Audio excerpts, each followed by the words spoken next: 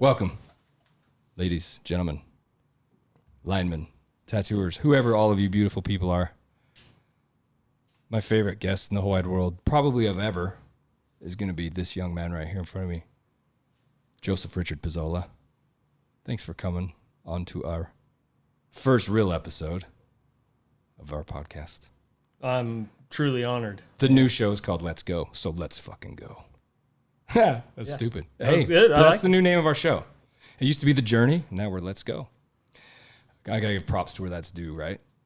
Right. Joel Sessions. Shout out to Joel Sessions. He named my podcast. Hit me hard, Joel. It's cool. He'll hear this. He'll like that. We also got a new guy helping out. I'm super, super stoked to have Dre. So, everybody, get on your damn phones right now. Go on Instagram. Follow Dre Rocca. Do it. Dude's a beast. I think. I'm pretty goddamn sure of it. We're very, very, very humbled to have your help, sir. Thank you very goddamn much. With all of that, the first little cool saying I got, I'm going to start every show with a cool little thing. Are you ready for this one? Tony Robbins, one of my favorites. What got you here won't get you there. With that, Joe. Thank you. Thanks for being here, Joe. Thank you. That was weird, but I'm just going to do that. It's a good positive quote. That's cool. There's a fucking notebook on of them. They go for days and days. But you can't read them. Only I can read them. Right, because your handwriting's terrible. It is. That's why I had Dre write his name so I could actually read the fuck what it says, because you can't read this. Enough about all that nonsense. For all the new people, probably never even heard this. Our first real big episode. Hopefully it's going to take off. But my name's Junior. I'm your host. That's my beautiful wife, Erica, that you can't see. I wish you could, because she's gorgeous, and she's the lifeblood of everything that happens here at Highline Tattoo. This podcast is a spin of our tattoo shop. I run a tattoo shop. I'm a fabricator. I'm a life coach. That's a whole nother thing. A whole bunch of weird stuff. Way too many things. And we're going to make a commercial with that someday. You're going to help. Journeyman lineman. Joe's a journeyman lineman. Joe, how long have you been a lineman for? 19 years. 19 fucking years. Yeah, it's a lot. It's all I really know how to do. What year was it? We met. You met. Because I remember where we were. I just don't remember what year it was. Because I should have fact checked all that. It would be a good fucking podcaster would have had that nailed down, bro. But you ain't. I'm a man in progress, fool. It'd be September 1st, 2015. I fucking knew it. You're killing me, dude. For real? Yeah. What up, Dre? What up, dog? That's DRE right there. It's when I met you in Wyoming. No, was it Wyoming? No, Preston. No, I thought it was on the. Was it? Yeah. See, I fucked. That's where we first started working together. I know that I met. I thought it was on that job right down here in Farmington. Nope. No. Okay, you got a way better memory than I do. Oh yeah. Regardless, irregardless. That's not a fucking word. But it worked. I consider Joseph Richard Piazzola my only true friend. I met you however long ago that was. I love everybody. I'm a lover guy, right? But you're the only guy I just love, Joe. I feel it. I learned a lot of shit from you. You ready to hear what I learned from you? And then Yeah. we'll get into our little story. So every time I get at somebody, I haven't posted the ones we have yet, but I've done this a few times. But I like to tell everybody what I've learned from them, dude. I think it's weird, little cool angle. I learned from you fucking a lot of shit. You don't click that pen. Put the pen down. Take the fucking pen away from me. Joseph taught me how to be a smart ass. For real. Don't take shit so seriously, right? Right. You fucked me up, dude. Like, when I met you, I never met somebody in my life with the loyalty that I feel from you is ridiculous. It's not even, I don't know how to explain it, man. Because I give my heart pretty easy, and it's stomped on a lot. There's something about our little thing we had happen. I'm not doing no naming shit. But our little thing we had happen when we all wobbled and drugged that damn job up there. When you stood by me with that, you came here to my studio. Okay, we could just do that story. That's a good one. Yeah, it's one of my favorites. Well, in Wyoming. Right, we'll say Wyoming. No company, no names. You fuckers know who you are, and you will listen to this. there's another guy that drug with us. It was pretty gangster. Tyler Williams, shout out to Tyler. We're on a job. I don't remember how many there was of us, but I was the boss. Bunch of stupid shit happened. Doesn't even matter. We were not in the wrong. We did nothing wrong. That's why these guys supported me, I think. Or you're just stupid. And whatever you did, it was cool. So I meet Joe. We're fucking working. We just clicked. I don't know why it's clicked, man. I learned a lot of cool shit from you. I'll get back into that. But so we're on this job.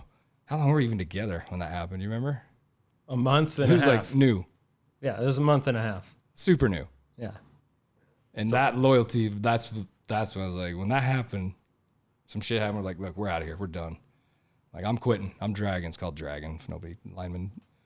I'm dragging this job. I'm out of here. So Joe and Tyler, yeah, me too.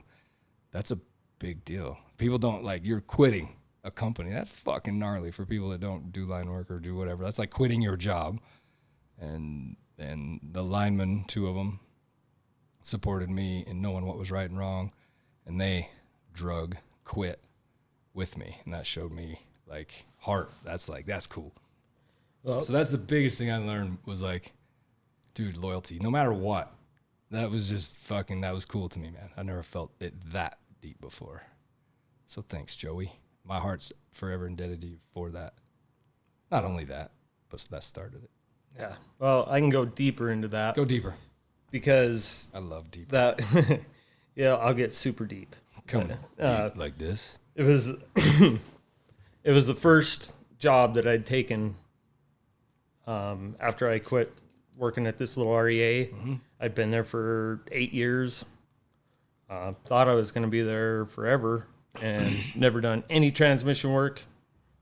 And I get thrown onto your crew, and I already knew of you from clear back in the apprentice days because, you know, most people knew Junior Hammond by name, one way or the other. Yes, good and bad. and I was actually nervous. I was actually nervous when I first showed up, but I realized quickly that like there was nothing to be nervous about. You helped me with so many things, showed me how many things I can do, and actually pushed me to do the things that I wanted to do and in a way that I wanted to do it. And we both work at such a similar way.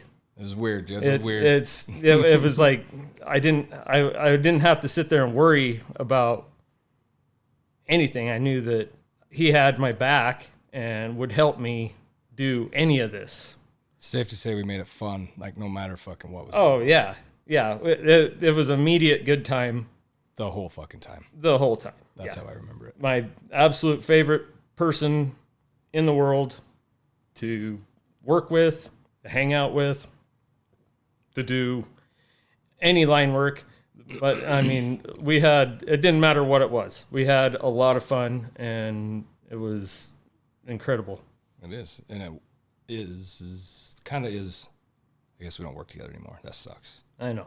How long did that last? We worked together, that Wyoming, we drug that job, came here, and we just went all over the damn nation. It's like 7 million podcasts. We went every fucking where.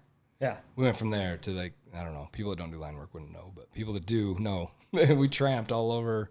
How many years did we go, dude? It was 4.5 years. Of hardcore moving. Of that, yeah. And then we both ended up at the power company. Well, backing up even there, when we drug that job, this is where the tattoo thing sneaks in. Oh, yeah, that's where I was getting to. Get to that. So we dragged that bitch. Yeah, get a call. This is going on. I go, well, I'm gonna go with you. So that was on like a Saturday, and I go, all right, well, I'm headed to Wyoming, and I drove like 2.5 hours to find all our stuff, get my tools, Tyler's tools, all of Junior's tools. I got a little bit drunk on the way. Had to have my wife drive, and showed back up at Junior's house, and that's when I got my first tattoo. Bam! Like I'd wanted one, and that seemed like the perfect opportunity. Ad lib, let's do this. Already had something in mind, and all of my tattoos are amazing, but it's one of my favorites. It's got its story. And I got it that night. the very next day. Very first tattoo ever. Yeah, very first tattoo ever. First big drag job. That was just so cool. Yeah, it was a whole bunch of firsts for me, all like right in a row. And cool. and it was great. And then we were back to work the very next day doing something even better. Always. It was every job led to something better. Always. Every single thing that we did moved into something better, more fun, more exciting, new. It was amazing. And I don't think that's even just a thing either. It's like what you do, right? It's what we make of it. Yeah. Another one you do is you don't get out of life what you want. You get what you are. We're just fucking going, man. Let's go. We just did it. Just go. So we made it all, man. I think that's what I dug was always, no matter where we went, even shithole Casper, that muddy old job. It was fun, dude. We had a blast, and it was so miserable. There was nothing fun about anything about it, but we just made it fun, man. So that's what I always learned from you is just true camaraderie, all the stupid words. There's no words for it, man. I've never really felt it before. That's why, yeah, take a bullet for you. Already did, 2 of them. Yeah. It's because I'm a terrible shot, accident. So there you go. That's Joey. That's Joey. You're my homie for sure. So I appreciate everything. You're a loyal motherfucker. People should learn that from you. I envy that. I wished I had more of that, man. But you helped me. I learned that from you. You don't just, I don't know. That's hard. But I get that back. I get that back from you. Reciprocity in the house. Yeah. I've been trying to teach my kids the same thing is you get what you give. True. Regardless, for the most part. I mean, nothing's exact, but you get out what you put in to anything. If you put 100% in, you're going to get 100% back. Yep. We both put 100, 110, 120% into anything that we care about. Yep. That's why it clicks so good for us. Yeah, I've never had that, man, in line work, especially in line work. That's the people that don't do power line, journeyman lineman shit, whatever you want to call it, lineman. It's such a testosterone-y, tough guy thing, and fuck, man, I've had things with just about everybody ever. There's always a thing with somebody, and we never had that, man. Not one goddamn time do we ever have that one little thing. Man, fuck you, Joe. We never did that, man. It's just weird. That's cool. Yeah. Well, we're soulmates. I think we're in love. Probably. I'm in love with you. I love you. This just got really cool and real. Man, love. It's a real thing. Respect, for sure. Yeah. And you got tattooed right here. Yeah, right where I'm sitting. Seriously, right here. We started in the basement, so I'd have to do that all over too, one of these episodes. I had that all recorded at one time. I don't know if it'll ever come out or not, but we're starting over. New leaf. So I'll tell that whole story one of these days. But yeah, you got tattooed right here in this basement the day we drug that job, a month after we'd met. That's crazy, man. Yeah. Then we went all over, kind of everywhere. Yeah, East Coast, and I've done Texas. I've done that with one other dude, hard, and I respect every relationship I've ever had with all my people because I'm all about. I don't know, man. You get what you give, right? Yep. I didn't till I got you with me. I was like, I never got any of that. A little bit, but it was always a thing, and yeah. So that's what I respect and learned was there's really somebody out there somewhere that you can jive with, man. And we went through a lot of people even, and fucking just kept going through people, and we stayed a constant. But then my ass had to come here. Now I'm gonna do this.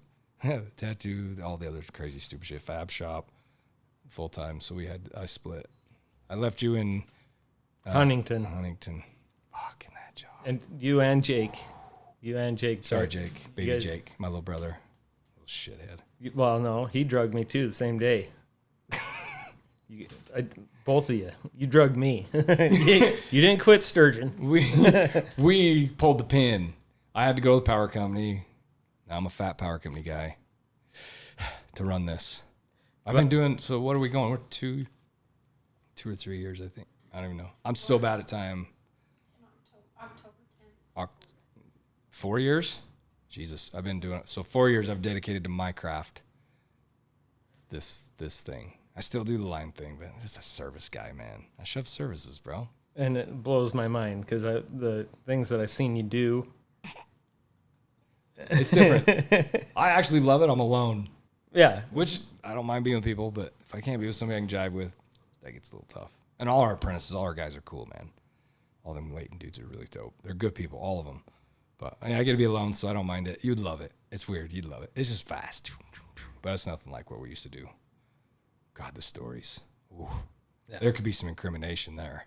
There'd be people thrown in prison for some of the shit I could say. Well, people don't even know. That's what makes our little roads so cool, bro. Oh, God, nobody knows, Joe. No, not even a little bit. The only thing there isn't out there is bodies. Other than that, been there.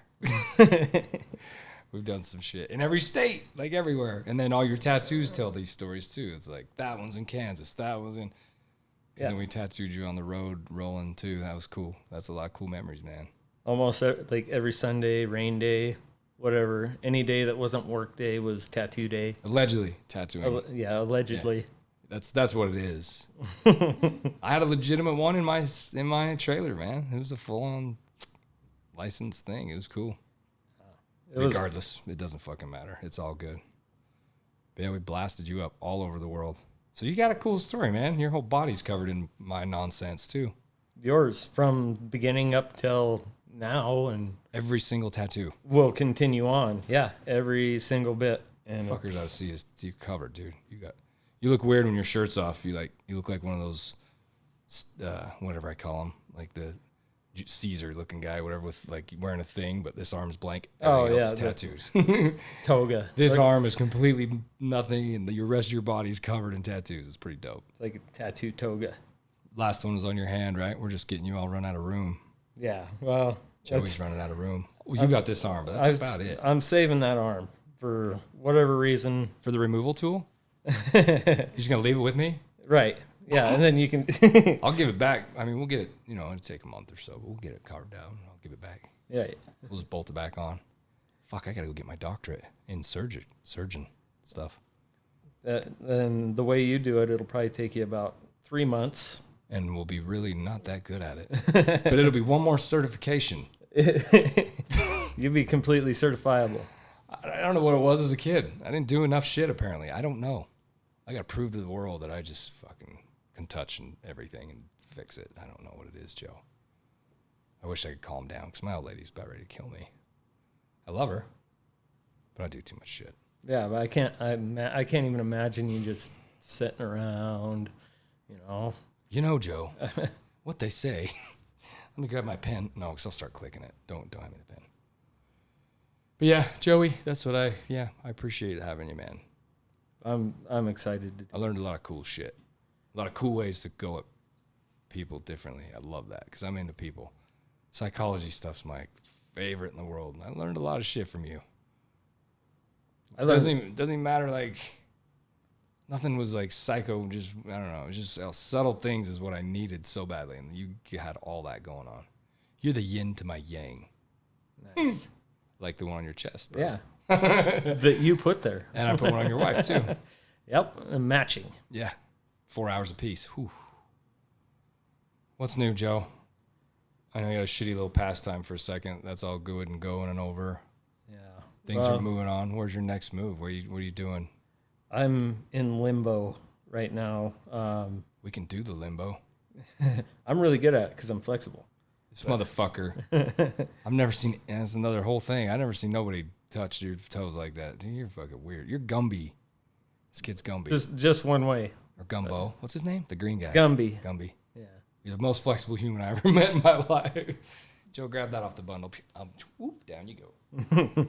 Yeah, I don't know. I'd rather be as flexible as I am than really like gym strong. That's strength, dude. That's what they say, right? I don't know who they is. We could fact check that, but yeah, who are they? The more flexible you are, the stronger you are. Yeah.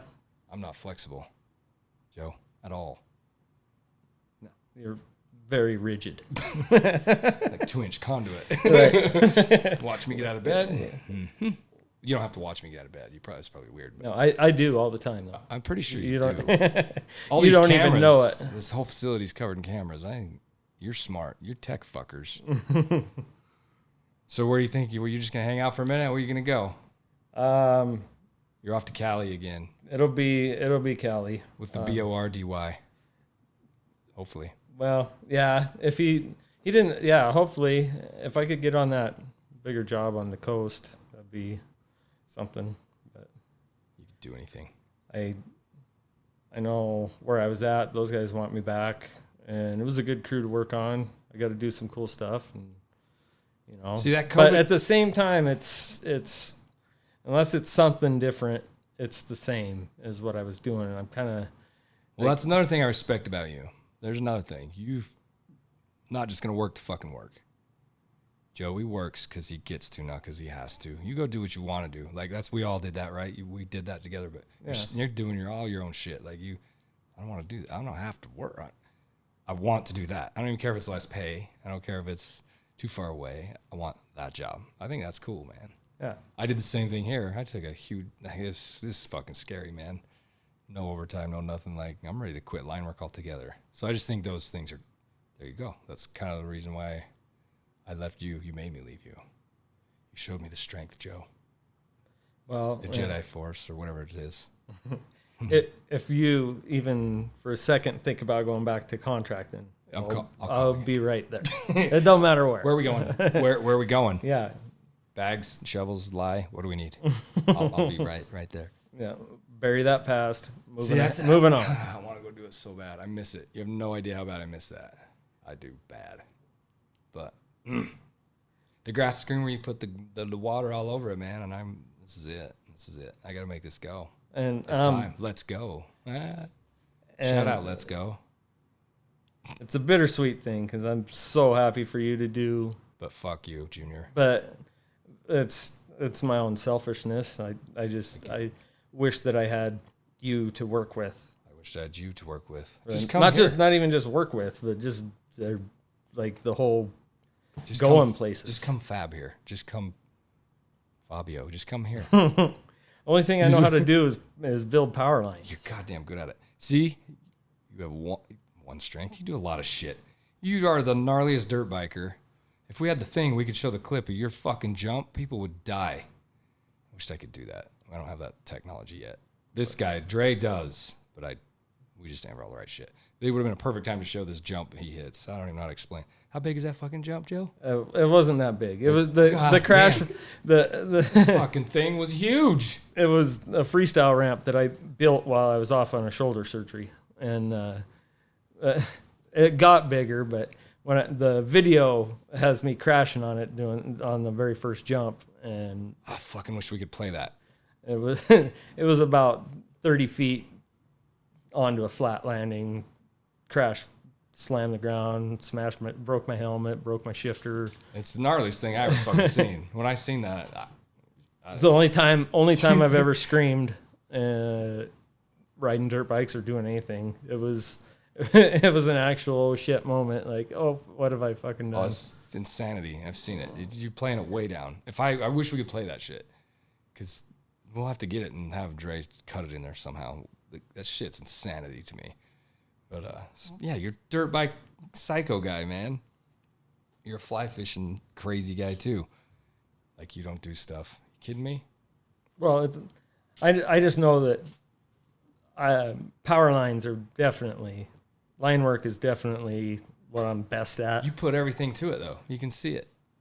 I love it so much. All there. You put everything into that. I think that's fucking cool.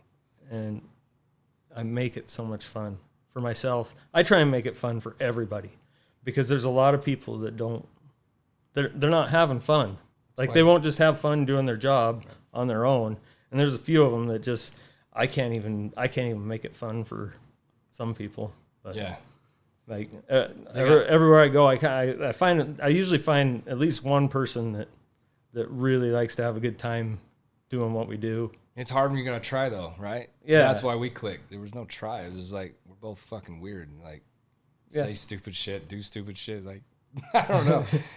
Don't be so goddamn serious. Like, that job is scary, man. And it's hard. And there's no need to treat it as such. Like, when it's time, it's time. We know, but when something about loving what you do and just doing it, like, with no, I don't know, no fear. That's on my throat, right? I can't go there because I respect it. Don't fear it, respect it. Yeah. If you're afraid of it, you're uncertain. That's all fear is uncertainty. That's the definition of it, right? So, yeah, I know what could happen. Yeah. Don't fucking fall. Don't let go. Don't whatever. Yeah. I don't know. We just go. I don't know. It's flawless, man. That shit was all flawless. I play like I don't have any fear, but I actually, so fear causes adrenaline. I actually enjoy. Hence the tattoo. Yes, I have the adrenaline molecule tattooed on my hand. That's so fucking cool. I've done a million tattoos. Never have I done that. It's my favorite thing. If I could figure out how to, cool. well, I've figured out how to do it. You just got to do scary stuff. It's so weird. It's really easy. Just do something. I almost go die. I get a whole bunch of this shit. Yeah. There's a whole other thing to all that with the dopamine and all the other chemicals in our body. Maybe we should do those all over you. Serotonin, right? Mm-hmm. Simon Sinek has a whole thing on that. I won't get too into that, but it's all right here. Yeah. Right in the notebook. You guess who taught me the notebook trick? Yeah. Handy dandy notebook. You're like, I got this little handy dandy notebook. Guess what I do now? But I have to carry a big one, right?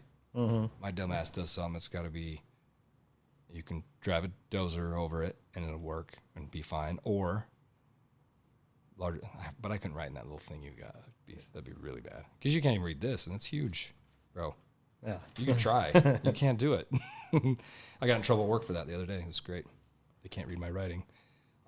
That's not my problem. I can read it. I don't know. Right? Get an interpretator. Give me a voice recorder. I don't know how to, they had all our company went to all digital phone with the meter shit. Like you enter it all. Man, you weren't there for that. I don't even have a company phone, so whoever's listening, they're gonna get pissed. But I don't even carry one. I don't even have it.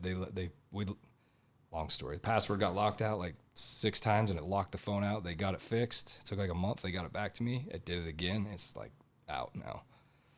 So we're supposed to enter all that stuff. Did you ever do any meter stuff at all? No. It's all longhand. You have to write a lot. Oh yeah, yeah. No, I set meters. I did set some meters. Did there. you have a shitload of paperwork to do? Mm-hmm. So now they've done it all where you do just with your phone. You take a picture, timestamp, tricky. It's not cool. So you take a picture of it, then you enter this whole program on this cell phone thing. I can't even fucking use my phone. I'm like, talk to my boss. I'm like, man, you don't want that. So they sent an apprentice with me the one time trying to get me to use this phone thing. Anyway, I couldn't figure it out. So I still do it. They let me do it still with a pen, but they get mad because I can't read it. Well, they tried to and get I'm me. an artist. Figure that out. I can't even figure that out, but whatever. My attention is not on writing this stuff. It's art, I guess. That's kind of an art if you look at it. Look at a doctor, though, right? You can't read their shit. I don't know. You cannot read a doctor's handwriting. Not a single one. Why is that? Because they want to be able to interpret it I should have been a doctor. the way they wanted to. Dr. Junior. I'm going to be a doctor. I did sutures one night, not going to lie. That's a whole nother topic. So you might be going to Cali again. Yeah. Yeah, I don't know when. That's where the cash is, dude. It's where the helicopter work is. I'm still Shout out PJs. I'm still liking the helicopter work. There's a lot of guys out there that they downplayed it, and maybe it's because they've done so much of it, and it's a lot of times it's more work, and it's more of a pain in the ass to do. And it's not that I don't get any more of a thrill out of it. I still think that it's fun. It's neat. It's another tool. It's a unique tool to use. For sure. It's not it's not making up elbows.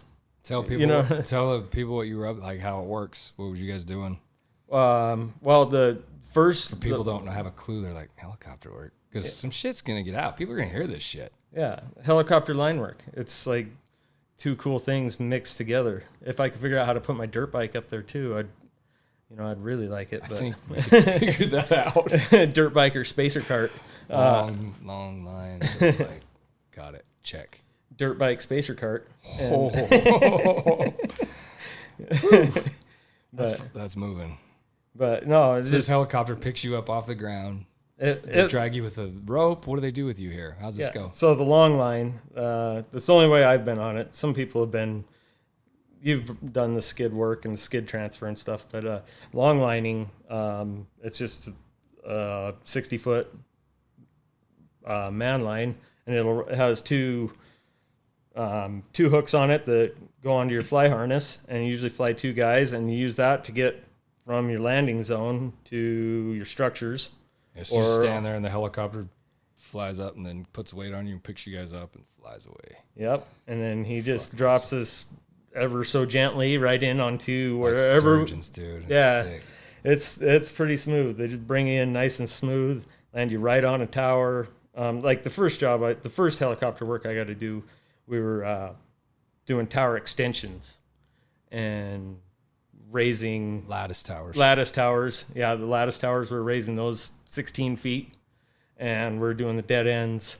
The crew I was on was doing all the dead ends. We had to modify the towers, use a Black Hawk helicopter to fly out the heavy stuff, the top sections, and the little helicopter would fly us, land us on a structure, haul out all of our material, and we'd put it all in these baskets with hooks, and they'd just hang them right on the towers, and then we'd mod the tower, and then the Black Hawk would come. He just goes lands for a while. Yeah, he'd disappear when we don't need him. When we're not running him back and forth, he'd just disappear and go stay at the LZ. We'd give him a little heads up when we needed him, but then the Black Hawk could bring in our top section. You got radios, right? Talking to him? Yep, talking to him on radios. Black Hawk could bring in the top section, which is sketchy, to say the least. Sketchy. You can't. It's so loud. It doesn't matter that he's 100 feet above you. Wind. The rotor wash from the Black Hawk, just the sound of it. It is incredible. And then just the tension of it actually all just happening all together. You're like, oh, fuck. Yeah. He's bringing You're so vulnerable, bro. 3,000-pound chunk of jagged lattice over the top of you. You got to drop it in ever so gently, perfectly. You get all 4 legs to match up. Stick little bolts in that phone. Yeah, everybody's fighting each other. To get, it's got to line up exactly perfect. And you got cross X braces and stuff that are poking down. And that chopper can drop 2 feet in a second, whatever, up and down. So there's a few times like he come down really fast and you're standing there on the corner and you're belted to the corner because you have to be to do your work. Yeah, so there's no getting away from it. 4 corner towers with all the lacing in them, and there's nowhere to go. There's nowhere to go. So if something goes wrong up there, you're eating it all. There's no chance. You're not even going to have a second to, there's no time to get out of the way. And it's all head signals. And everybody's got to get it just. The radio is not working because it's too loud, right? Yeah. I could be 2-3 feet away from somebody screaming at the top of my lungs. You can't hear. And I can scream pretty loud. Fucking Sergeant Dick in the house. That's a whole nother thing. I got a drill sergeant voice, and but you can't hear it. Underneath that, there's no point in even trying to speak. So you got 4 guys, 1 on each, or however many, but 4 dudes trying to get 4 things pinned, all fighting. Yeah. Tweaking, going, it's loud as fuck, scary, it's hot, cold, whatever, times a million, because the rotor wash, right? Yeah, it was 100+ degrees. You get a couple of bolts in, and a wrench stabbed in it, and then, like, the first one, he didn't have a remote hook, so somebody would have to climb up and disconnect him. So then you got to run up the tower, and it's held on. It's not even bolted down yet. Yeah, like 3 bolts in each corner and a spud wrench, and you got to run up there and disconnect the helicopter. That's dope. And I always tried to be that guy, but hell yeah. The tower's moving and shit. Everything's moving, so wobbling pilots, around. People have never been around it. I haven't been around a lot of it, but a little bit. They get that vertigo and like out, and they can't tell. They have nothing to judge. If there's no trees, right? Was there trees? They can't tell. No. If they're moving up or down or not. They're looking down a 100-foot line, trying to judge. Shit's hard, dude. Yeah. I mean, just sitting in it with them, looking down is like, you got nothing to look at. You don't know how fucking. They watch their altimeter, and then they're looking at that, not watching you. Yeah, I can only imagine, man. I've been in the seat with a few of them. That would be definitely more stressful than actually being on the tower. Those dudes are gnarly, man. I know a few of them. Anyway, that doesn't matter. But Yeah, and Is that PJ's helping you? That there? was PJ's. What up, PJ's Kyle? did a lot of it. Justin. Yeah, Justin's a badass. He Good is people, for sure. man. I know those people very well. And I just met Kyle, and the little bit that I did with Kyle, he was Gangster. awesome. Yeah, His dad runs it. very, very, very good pilots. Shout out PJ Helicopters. Yeah. Red Bluff, California, fools. You need some helicopter work. I might have done a little bit of that shit with them. Just a little bit, though. See, and I always wanted to do helicopter I don't work. have the harness anymore. I give them all away. You gave it to me. Joe's got the harness now. Zach took my other one. Zach, god damn it. All you got. That's cool, man. I love it. So that's fun, man. That's cool. You stab it, you bolt it down, you go to the next one. Yeah, They pick you up 2x2 and go. Yeah, and then you go back around through it all, and So they come back in, they fly in, they drop these two little hooks when it's time to go. I'm just trying to tell people that don't have a clue because they could be like, what? Videos would be dope, but whatever. And they got this hook. How's that all work? They dangle some shit in front of you, grab it and go. How does that work? oh yeah, it's so you can fly 2 people at a time, and it's got 2 double safety hooks that hook onto your fly harness on the front in 2 different spots, and they just start coming up when you're hooked on and unbelted from the tower, and then off you go. Push away. Yeah, and some of them will haul ass. They do some fun stuff. They get you sideways and whip you around like you're little. Did you ever do your thing and then flip and fly upside down and backwards and all that? Yeah, I messed around. Did you get dunked in the water? Did you ever I didn't get dunked in the water. Kyle didn't dunk you? He talked about it. So there was, I can't remember who it was at first, but they were gonna dunk somebody because they were running their mouth. I can't remember how it was all we did that in going. Chico. Justin, if you ever hear this, you motherfucker. just get your ass in there. You start climbing up the rope. I might let on. I did a little bit of it, but we grab the rope and start trying to. No, god damn it! The more you fight it, the worse it's gonna go. Down you go. Just dip your little ass right in the water, bloop, just to show you the power they got. Off they go. You just shake your head. God damn it! I know. That's fun work, man. That's cool. The one ride I got on, pilot whipped me one way and then whipped me the other way so fast that so hard that when the line came slack and I was flying, we're up above a canyon, up in Hellhole is what it was called, but up above this canyon, and the line comes slack and I'm sitting there eye level with the pilot straight to the side of him. He whipped me so hard. Yeah. Well, and that's why I decided to do like a heel clicker. I was trying to do like, I was like trying to do dirt bike tricks and stuff while I was flying through the air. And Shit's crazy, huh? Yeah. You fly like, mostly it turns you backwards. It's kind of weird how that works. It's strange. I never did figure out.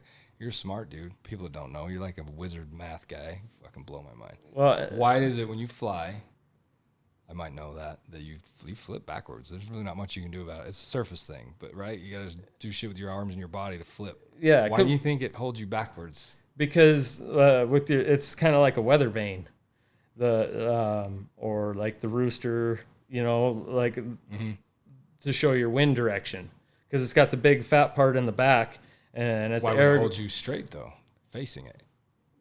Why is it flips you backwards every time? Every single time. It's the shape of your body. Just the way you're shaped. Yeah, because you bend forward and like that way a lot easier than you bend backwards. So it makes your body's more rounded on the back side of you. Gotcha. So then the air wants to go around you. And you can, if you just put your legs out straight, then you don't spin. It's weird. But I got to where I would mess with it and pump my legs, and I'd get it spinning so fast. Oh man, it was almost puke time, because then after a while, then it's like you almost can't even get it to stop, and it's going so fast. The one ride I went by myself, solo ride, I was spinning so fast I was upside down and trying to kick my legs around, and there's swivel on it, like oh yeah, you could spin, huh? Yeah, well, it just kept going. No, like the lines. I don't know if the line's twisting up. I think it's got to be swiveled up where it attaches to the belly band. Hell no. The scariest part about that too is they can punch you. I don't even do it anymore. I'm not claiming it, but they can punch you free in one slick button, and then it'll catch the belly pan, and then they do it again. You're gonzo, man. Yeah, that's kind of trippy. People don't understand that. Like, there's a safety thing in the belly pan. If they hit it on accident and they drop you to that web sling, like, and they do it one more time, man, they can drop your ass clear out of there. That's pretty intense. Yeah. Well, I mean, If they get in trouble, they gotta do what they gotta do, right? So get you safe, punch you free, and shit's scary, man. Yeah, they had right before I left, they had a helicopter go down with the lineman and apprentice on the long line. I think they were changing out dampeners. The triple fatality? Is it the triple fatality? Yeah. Yeah, and I heard about that. They ran too low on fuel, and from my guess of it, I don't know anything for 100%, but you weren't there. But I wasn't there, and I haven't seen any report on anything. Allegedly. But allegedly, they were working on the lower bundle. Sucks, man. And the bird was in close to the tower. So everything was vertical, and they were on the bottom. Yeah, and it was a double circuit line, so it was vertical on both sides. And so he come on the outside, picked them up. And and then when he went to pull out, he didn't have enough power to get him up out of there because he was running low on fuel. He ran out of fuel when he powered up. Yeah, ran out of fuel when he powered up, and I think clipped the tower, and they all went down. Ugh. Got all of them, all three of them. Yeah. Fuck. So it's scary, man. You play with fire, you get burned, but you can die in your sleep. Yeah. Right? Exactly. So much love to the dudes that do all that. People don't even know what linemen do, right? It's funny. I had no intention of talking on line work either, but that's dope shit. People don't even know what you guys are. You too. I am journeyman lineman. IBW. What up? Shout out IBW on my knuckles. Yeah. I guess lineman for life. But for real though, nobody knows what we do, man. I was telling somebody last night in the studio, or the other day, I don't know, my timeline's crazy. I don't sleep a lot. Hand him a piece of paper and a pencil, and hand it to a 5-year-old kid and tell him, draw a fireman. What's a fireman? They can got an idea. Policeman, pick anything. They have an idea what that is. They can like kind of articulate it somehow. They'll draw a guy holding a whatever. You know what I mean? Like even a doctor, they'll draw a little guy with a little circle light on his head, whatever. Multiple people can do this with no, but linemen, people don't even know what the fuck's a lineman. They go football. They think football. Yeah.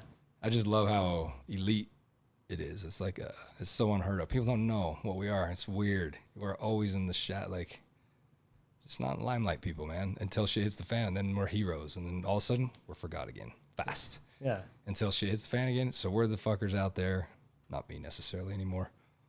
The worst of worst. That's when we're out there. When it's hot. When it's cold. When it's the worst weather. That's when we're working, because that's when shit hits the fan, right? That's when everything's falling down. And hurricanes. So respect to everybody that does it. I don't do a lot of it anymore. I'm just a service guy. But I've been there 25 years now. 24 years, whatever the hell it is. I don't even know. A long goddamn time. Yeah. But yeah, it's cool, huh? It's a weird trade. And it's like you don't get it out of your blood. Your dad's still goddamn dabbling in it, for God's sake. 68 years old. I just talked to him. He's in brutal. California working. That's so fucking intense, man. That's cool. But he needs that right now too. He's gonna keep going. Yeah, he is. And he's just inspecting though. He's inspecting crews. Actually, he doesn't. Towers and shit. Crews. He's holding clearances and inspecting crews and stuff, and what they're not the crews, but their work. That's funny. You can't shake it, right? It's like, yeah, it's us. It's in our heart. Like you get it. You can't let it go. he retired and did 3 years. He said, "I just did 3 years. Basically nothing. Like I worked and did stuff and tried all this stuff, but it wasn't line work. So it was just doing stuff, dude. And like so, he's. I'm excited for him. Unfortunately, it came, like he just started, and 2 weeks after he got to California, his wife, my mom, passed. Fucking sorry, man. Died suddenly. And I'm so glad my wife is not down here right now. She would fucking lose her shit. It's been the hardest thing I guarantee that I've had to do, and the same with him. It's our whole family. Like it's unbelievable how much one person is. Like I don't know. You don't know it with them. It's You're not even like with them all the time. It don't matter, right? Yeah, like mom. I always thought it was Montana was where I called home. Yeah. But the only reason that was home was because that's where mom was. Right. And that's the same with my brothers and sisters, and that was like where we all grew up. I mean, my mom, she died less than 5 minutes away from where she was born and raised, like little town Melrose. Spent her whole life there. Youngest of 15 kids, so like 15 fucking kids. Yeah, I was the 50th grandchild. Jesus. And my grandparents had 8. I thought that was a lot, dude. Holy Jesus. I was the 50th grandchild, and I think all in all, I wish I had I think there's like 280 great grandchildren. Jesus. Like her older sister Donna, she had 12 kids of her own, and those kids have kids, and like, I mean, it's a huge, huge family, like huge. It's crazy. And she was the baby. So she wasn't that old. No, she would have been 66. She is. On June 10th, yes, or July 10th. That sucks, man. Sorry to hear that, bro. Yeah, there's no word. There's no nothing. It just God damn it. I can only imagine. It has put my life, as weird as it seems, it put me in such a limbo. Like I'm still trying to bounce back and figure out exactly what to do. It's only been a couple weeks, right? Yeah, June 22nd. She died on June 22nd. And that's exactly a month. Yeah. It's the 22nd today. Yeah. It seems... God, I thought it was a couple weeks ago. Oh, it seems like it's only a couple of days ago. Fuck, man. I remember fucking calling it like that. I'm sorry, man. Until you've gone through it, you can't know. And nobody goes through it the same. No. For sure. Like even between, like within my family, it hit us all hard, but we all do it differently. Right. Yeah, I don't have the I don't have the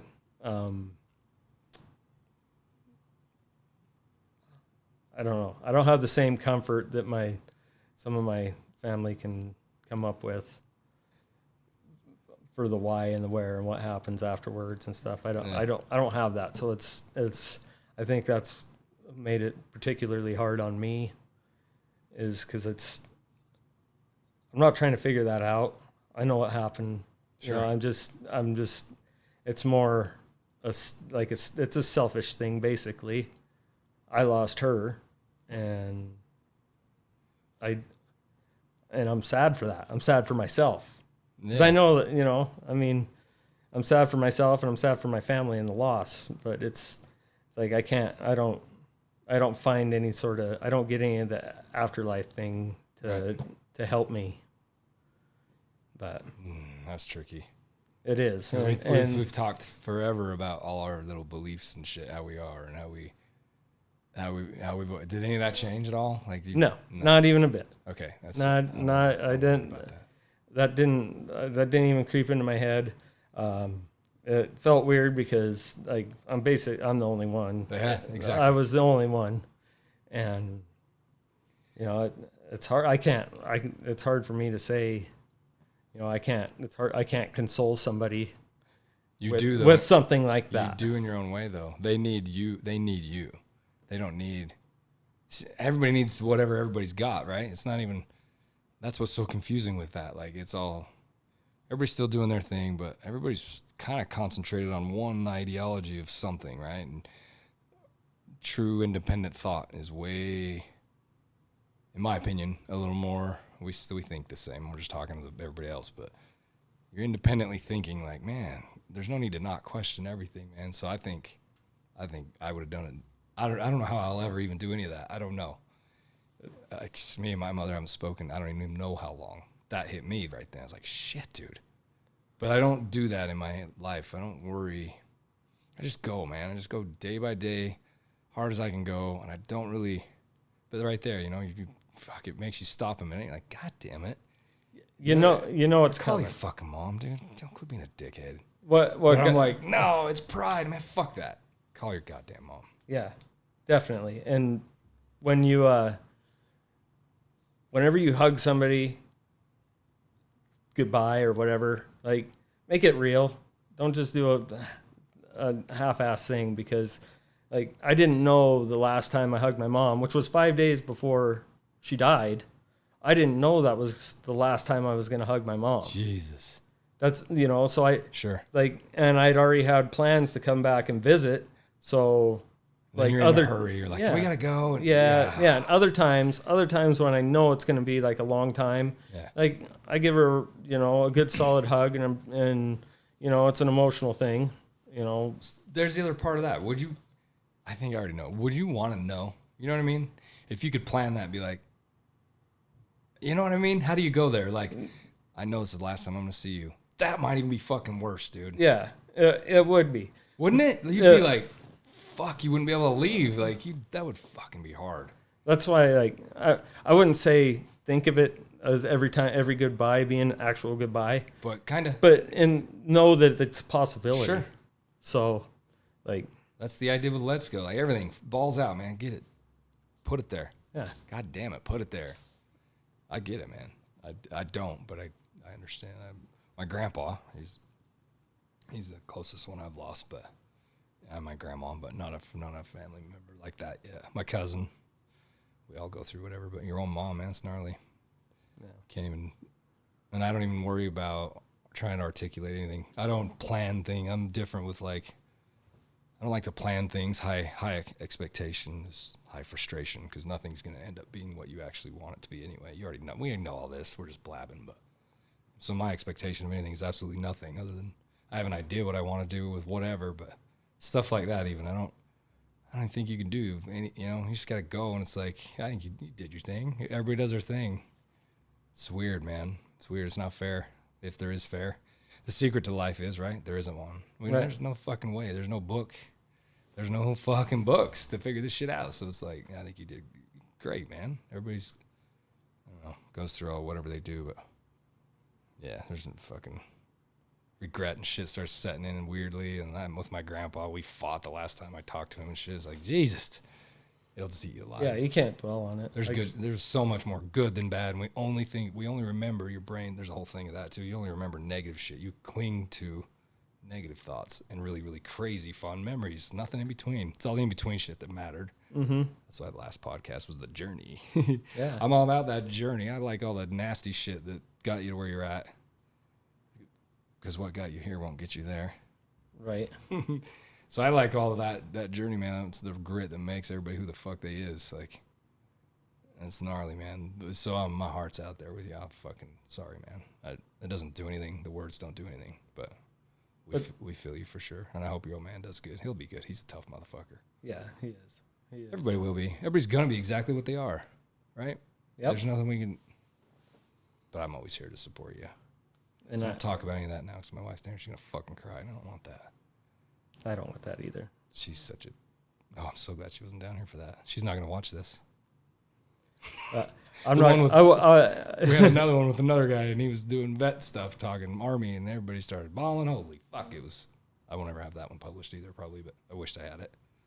Everybody, there's a whole bunch of people down here all crying. I was like, Jesus, on the next Dr. Phil. Fuck.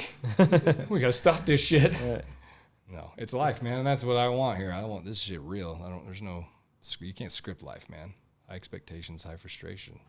Just sad, though. Shitty. Yeah, it's thrown me into a bit of a tailspin, for sure. You're not a tailspin guy. You got this shit. Yeah, I'll come out of it. I'll come out of it doing what I do, but it's just... It's just been rough. That's all. Oh, I fucking guarantee it. Well, let us know if we can ever help you. Anybody? Oh, I know. Yeah, I know you guys are there. Weird shit. What else is going on? What else is fucking going on? What else? Coronavirus kicked you out of fucking California? I don't know. When we started this podcast, that kicked off like right then, I think. It was like right then. It was so bizarre. It's still fucking going. Yeah. I don't know. Like, so my parents, both of them, I'm pretty sure I already had it, like at the beginning of the year before it was even a thing. I think my kids had it at the start too. Because they had the unknown respiratory illness, horrible cough, couldn't hardly breathe, pneumonia, double pneumonia, whatever. Fevers like you wouldn't believe. They tested them for strep, tested them for flu. Nothing. My dad got sick first. I was like, get down there and have him test you for hantavirus, even something, because he deals with, up at the ranch was, dealing with bat shit and rat shit and cleaning all that stuff out. Dust, dust. Yeah, horrible stuff. And they couldn't figure out why he was so sick. Dude, it was and then my mom got it, but they got it, and it was weird because we went to Disneyland for Christmas, and Universal Studios. And my wife and kids, they flew out there, and I picked them. I drove down from Auburn and picked them up at the airport in LA. And we went to both of those places, packed full of people. Like, it just barely nobody had even heard about it yet. This was at Christmas, so... And then we get back. She was getting hot right then too, I think. Like right after we get back, like the 1st January, that's when I came. What tattoo did I get then? That was when I got this? I think so. Yeah, that's when I got the adrenaline molecule on January 1st. But they came down and visited us after we got back from California, and then like a week and a half later, they were deathly sick. None of us got sick. Man, that's so fucking weird, dude. And my kid's friend tested positive, didn't have a single thing wrong with him. Not one, not even a sniffle. Yeah. Anyway, that's just fucking. It is. It's weird. I don't know. I won't say what I think, but it doesn't matter what I think. Right. It doesn't. It doesn't matter what I think either. I struggle with it. 50 million Elvis fans. There's some shit to all this. Come on, people. All right. Let's pull our head out of our assholes. Mm-hmm. Calm the fuck down, America. It's okay. Fuck coronavirus. Fuck you. Fuck you, can't China. believe something so small could have such a big impact on my life. It's weird, dude. And it's really, it's not actually impacting me all that much because. But what's weird is it's still affecting every fucking human alive. It's weird. Like, even if you don't have it, you don't even have it. You're still affected by it. It's like dramatically. We've never seen anything like that in our time. No. SARS, whatever. It was all kinds of stupid shit. I'm not into talking all about it either. It's like politics. I think it's all bullshit. Just like Santa Claus. Sorry, kids. But like, I think it is the life we put to it. It really is. Yeah. And here I am talking about it. But it's just weird, man. It affected everybody. I had 2 kids graduate this year that didn't graduate. Think about that. That's just, and they're all sad and angry and shit. And I get that. Like, everybody is sad and mad about everything about it. At some point, it's like, we got to just fucking move forward here. Like, I don't know what to say. It would be different if it was just Kate affected or just Cole because they got hurt and they couldn't graduate or whatever. I'm like, dude, it affected millions and millions and millions, everybody. Yeah. So not that makes it right, but it makes it kind of easier to understand that it's just got everybody grabbed up right now. So I don't know, though. I'm fucking over it. Yeah, me too. And I'm wondering so I want to go back to work and I want to go to California. Are they still shut down, though? And there's a lot of stuff that's shut down. But Brody said that's why he came home, but he's going back out now. So. But he was in the Bay Area. Okay. He was down in Oakland, San Francisco, and they were shutting the work down on him. I still had lots of work. Where I was up on Donner Pass, we were still killing it. And it was actually ramping up to more work when I quit. I didn't quit. You weren't calling for your kids for this. It was the first time I've ever done anything like this. I quit because I wanted to come home for the summer. Yeah, and that's cool. Go to Montana, hang out with mom, go do Montana stuff. Yeah, fuck, dude. Like I quit. I wasn't home for a day. Packed everything up, went to Montana for a whole week. Think about that. Would the old Joe have ever done that? If Joe and Junior were out there doing it, you would have never came home, dude. Fucking think about that. Hang on to that. That's what you hang on to, right? No. That's what I see. Like, well, and you did go up there. That's dope. Think about, there's all all the ifs. That. If this, if that, If my aunt had balls, she'd be my uncle.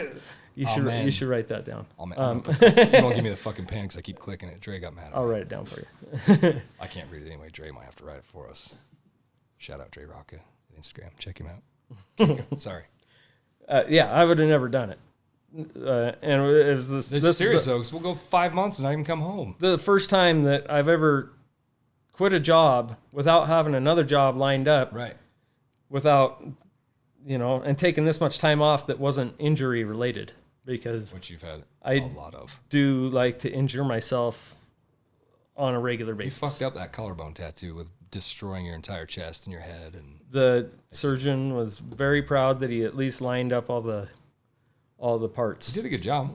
There's just a big scar across the middle We of could it. shout him out too. He might hear this. Someday this is going to be some Joe Rogan shit. He'll be like, damn, that's dope.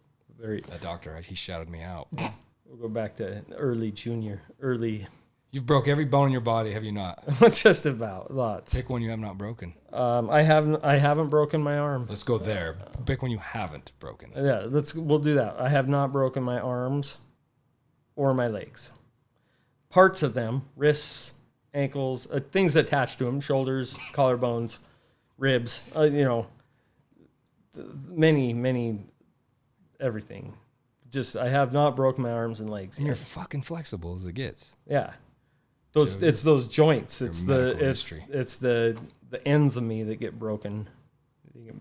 My ankle, I've had surgery on my ankle, surgery on my hand several times. Collarbones, broken my collarbones. I'm currently dealing with some separated shoulder issues that. Oh, I'm lucky. I'm fucking lucky. I broke my nose 3 times. That's it. That's just collarbone or cartilage anyway. That's why it's so pretty. Mm-hmm. It sounds so not fucking nasally. Deviated septum. Ugly fucking nose. That's all I've ever broken. I'm sure I broke some fingers here and there. But they're fractured, but nothing crazy. Yeah. You guys are just... You broke your arm. Oh, I did. God damn it. I dropped the bundle on it. Yeah. Shout out bundle. Fucking bundle. That was not cool. You were there for that. No, you weren't there for that. No, I was working in Salt Lake. But. I guess I did. Fracture though, just fractures, not like hospital time. 8 But months. still, a fracture's a break. Yeah. My ankle, I fucked my ankle. I just done stupid shit. Nothing like you jumping some goddamn fucking. Well, most of my. I wish we had that video. You're killing me, dude. That thing's sickening. I've never broken any bones on any major. Well, the one collarbone, jumping sand dunes. But other than that, yeah. Well, it didn't poke through, but it stabbed me in the pec muscle. Like thinking to go the other way, fucking lung, bro. Yeah. It was still that's the one that ended up getting surgery after I broke it last year. I broke it, it was 15 years ago. You better be drinking a lot of milk. Is that a thing?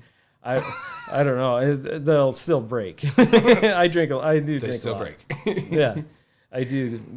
And yeah, it's breaking them is actually not that bad. It doesn't hurt that bad. It's the process of healing them and recovering all your muscles and you break it, you're like adrenaline is going. You're good, right? Yeah, sometimes. Next day, you're like, what the fuck happened? Like after you've done it a few times, like when you broke something. The last crash I had, at first I thought I shattered my left collarbone. The other collarbone, I hit the ground really, really, really hard riding my dirt bike in California.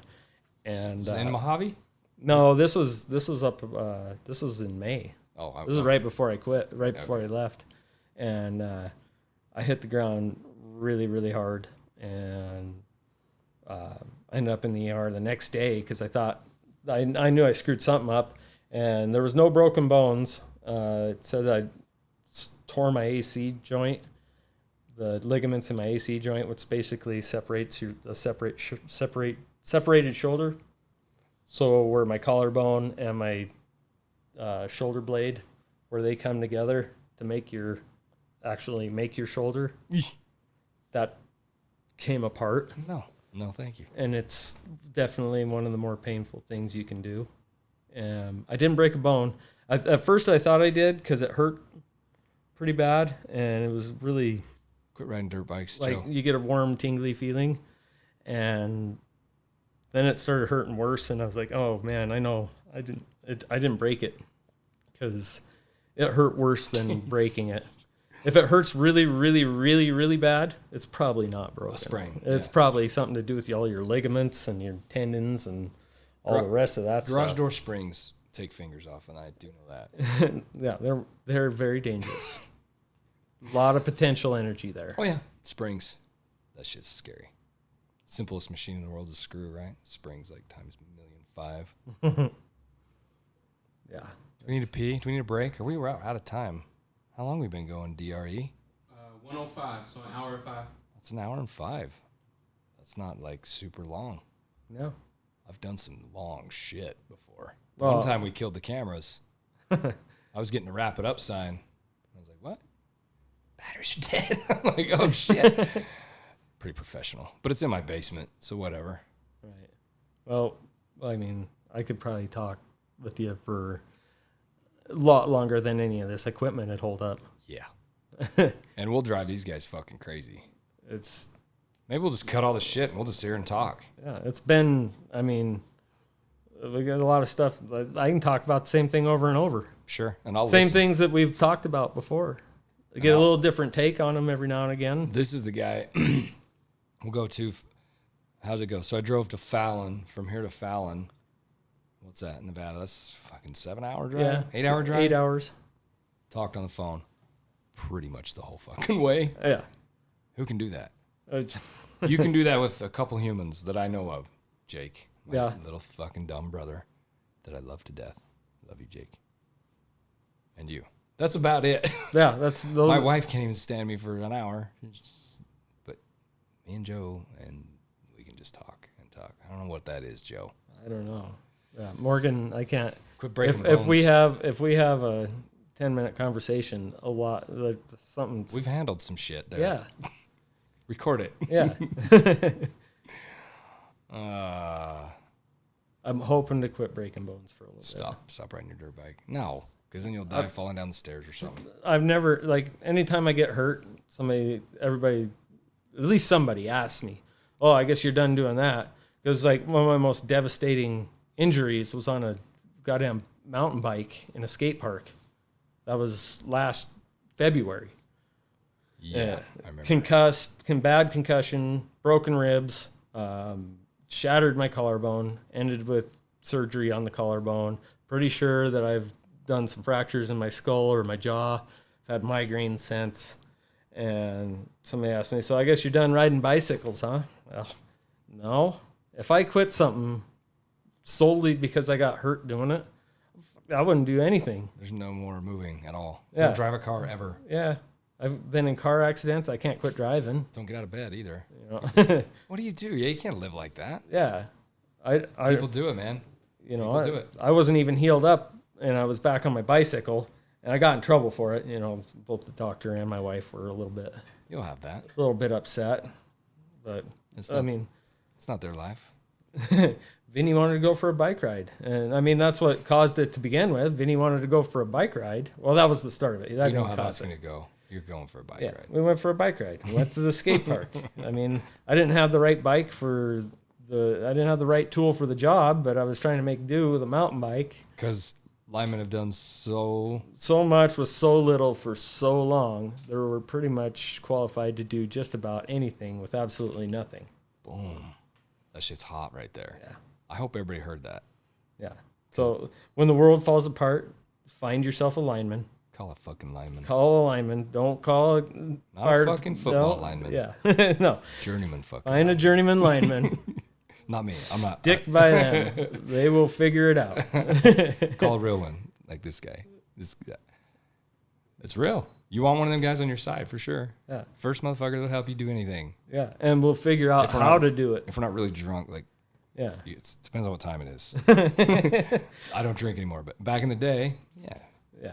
that was a thing. You had to make sure that was in check. Right. We're really good at drinking. That's a lineman thing for sure. All the stress, right? And it's got to be something tied to it. Must be. You gotta try and have as much fun after work as you do at work. Try to forget every fucking thing you did. Yeah. How many times should I have died? Yeah. You know. Give like, me another beer. yeah. Just give me another beer. Have a beer. What else, Joey? What else? Man, I don't know. I just want to I'm going to find something bigger, something big to build. I want to build something big. I want to, Like what? What do you mean? Oh, power line. lines. Yeah. Yeah. I want to find something I haven't done, something bigger, something I can learn something from. Like I like learning stuff. Sometimes I gotta be the dumbass on the crew for a minute, but I like that because I pick it up quickly and I enjoy it. I enjoy learning it and then taking it from there my own way. There's another and good improving one it. with that. There's another good one of those. Never too old to learn, never too young to teach. Yeah, That's another good one. That sparked that. So yeah. you still like learning, dude. That's cool. That's why you like your job. I got this shit mastered, right? No. Yeah, I'm here to tell you 10,000 hours don't master a fucking thing. No. Because I got 10,000 hours in everything I've touched. I dabble everything and master nothing. Yeah. I master my mouth. Oh, I can talk. But yeah, you just keep learning, right? That's it. Yeah. It keeps you fresh. That keeps you away from Parkinson's Yeah. and dementia. Well, and Dementia. Probably not Parkinson's. yeah, I don't know. I don't know if that's a genetic dementia thing. yeah. I think. Yeah. Yeah. I don't want no dementia. Can't have that. Frank Sinatra had that. That's bad shit. Yeah. Well, I've seen so many people that, like, my Uncle Paul, my son's middle name is Paul. He's named after Uncle Paul. And he was... Dude, Vinnie Paul? Vinnie Paul? No, Joseph Paul. Oh, they said your youngest son. No. Or did I? Maybe I did. But I was like, Vinnie Paul, my that's first the drummer for Pantera. That's Yeah. bad. That would have been a cool one. But Joseph Paul was named after my Uncle Paul Larson, and that guy was amazing. He's 80. He was doing the same thing that my mom was doing, managing that same exact ranch. And I worked there as a teenager, and he was 80 years old, working, and he would outwork me and my cousin, teenagers. Oh, yeah. 14-year-old kids. 80-year-old guy out there, like, getting it. Like, he picked rocks, landscaping, packed heavy stuff, like, he did all of it. And he would work us under the table every day.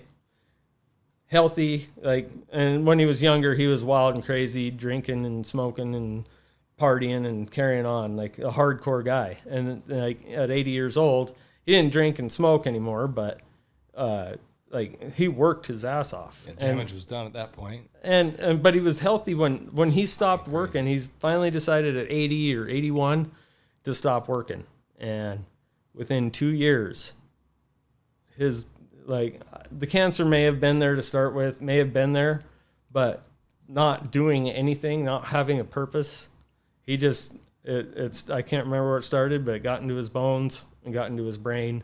And within 2 years of not working, he just shriveled up and died. There's a whole thing to that, dude. Man with purpose. That's the thing. That's a real live thing.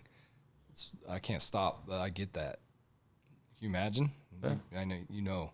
You can't either. But like when you just, man has to do. That's just the thing. If you don't have direction and purpose, it's like we got to do stuff. You just can't sit down. You will. That's what happened to my grandpa. Same exact thing. Yeah. He was only 68, I think, when he died, but he was gnarly, dude. Command sergeant major in the military, chief of police, 42 goddamn years or something like that. He's fire chief. He was the everything boss of everything he ever touched. It was cool. But the second he retired, that was it. Like, he lost purpose, man. It's like, and you know, I think that I have a whole belief on all that, but the whole Gabor shit, you get into that. There's some real shit there. It's like, I don't know, man. It's like your body, everything just starts giving in. Like, okay, man, we're good. Our work's done here. Don't let the work be done. Keep going. Yeah. Yeah. Like, look at your mom. Just keep fucking going. Don't worry about nothing. Like, that's what that message always is, man. Don't fucking slow down. Don't stop. Go. Yeah. She was hard. She was a hard-working lady. Like, she worked 7 days a week. Yeah. She cooked, she cleaned, she mowed lawns. In fact, like, when she died, she was out running a big tractor, a big lawnmower. It's crazy. And I think it was a heart attack, but, you know, it's hopefully something super fast. Based off of the scene and all that, it definitely looked more towards some sort of heart issue or some sort of a stroke. I don't know, something like that, because it didn't look. She'd been mowing the same area right down by the pond for 12 years Yeah. doing the same thing. And there was no indication that like she screwed up and crashed the mower into the pond. They ruled it as a drowning. Like the guy that found her had to pull her out from underneath the lawnmower, and it was the handles for driving it were like pinched around your legs. I pictured it as a tractor. It was one of them other sit-on ones. It was a sit-on mower. It turned really fast. Yeah, the zero spin hydrostatic had like it was whatever 42 inch or whatever 48 inch cutting. It's a big lawnmower, but it was right down by a pond, and there was no marks like that she spun out or lost control or did anything with it. It looks like, in fact, it looked like she had turned away from the pond, and then that's where the cutting path stopped. They had it all cleaned up by the time we got there. The mower wasn't there or anything, but you could see where the grass had been cut and what hadn't. So you could see that she was 10 feet away from the pond, turned away from the pond, and it was a bit of a hill. And whether it happened then and she just relaxed and went back, or the mower just rolled down into there, it doesn't make any sense that she would back it down into there and then have it tip over and drown. Right. Because Jesus, I don't know. It's a tough visual. I mean, she's gone either way. Yeah. Doesn't fix it, but still, you got to know. There's something to that closure thing. It's weird. Yeah. And everybody needs a different something of that, right? Yeah, because when I got the call, and my little brother said, he just goes, "Not good, Joe. Not good. Not good. Mom crashed the tractor and at the ranch and drowned." And I was like, I didn't even believe it. Like, it didn't even hit me. I was like, no, it doesn't make any sense. I was just there. Like, that's so weird, dude. Your brain is fucking smart. Like, and it shut me down, and like it didn't hit me like crazy like that. I was like, this can't be right. So I called her phone, Yeah. Because I was like, "Are you sure?" And who told you this? And he goes, "I heard it from Marcy that heard it from blah, blah, blah." And it's like, well, none of those people are even in Montana. So how do they know all this before we do? And so finally I ended up I called the sheriff department, Beaverhead County, and then asked them if there was an accident out there. And they're like, "Yeah, you need to call this lady." And it was the lady at the mortuary. And she had been trying to get a hold of my dad. So everybody in the world knew before my dad did. Yeah. So I had to call him and tell him. And he's in California. Yeah. And I was like, I got him the fastest ticket home that I could, and we all got up there as fast as we could. Yeah.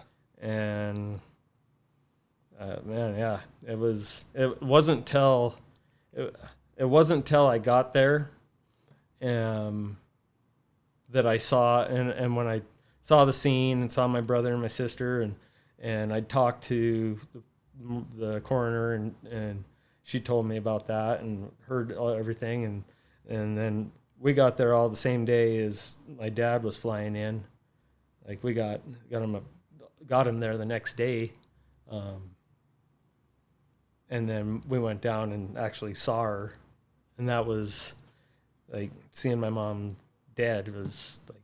That's when it clicks. Oh yeah, that's when I lost it. Like, there's something to the brain, dude. That shit's that it makes it real, and it's doing you a favor until then. Like, you got to get the family there. You got you're in helping everybody else mode. It's fucking crazy how fucking weird our brains are. It's neat. I think it's cool. Like, it helps you and get through all that, and then it comes when it's time. But most people just lose it right off the bat, right? And you like focus till you're all there, and you're like, yeah, here we are. And it was definitely, it wasn't real, and like 100%. It didn't click until I saw her, right. And it was just me and my brother and sister and my dad. When as soon as he got there, he's like, "I just get me my, I want my dog, my truck, and let's go down and see her." Yeah. and like it was just it was. It's not the way it's supposed to be. No, that's like I lost it. I have never in my life cried like that. Lost it. Just everything. That sucks, dude. Uncontrollably, just deep sadness. Because all I wanted, like the only thing I could think of was like, I just want one more hug. Right. You know, because that was kind of a thing with me and Mom. Was the hug. I don't know. You got one before. Yeah. Oh, I got. It counted. Yeah, I got lots. I got lots of them, and You're never enough though. It's no, never enough, and and that's what I come to realize that like one more wouldn't be enough. right. You know, Then you want 5 more. yeah, See, that's You it. know, How fair it's- is all that? and it's and like I don't know. It was different for me. I thought I was gonna be, you know, whatever, able to hold it together and solid, and I just couldn't. I had to let it go, and it felt better Yeah. after that. I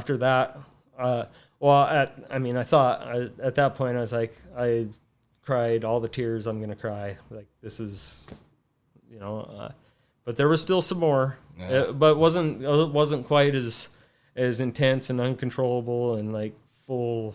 I don't know. It was weird. It was like full body grieving. Like I had to get all of that out of me. Yeah.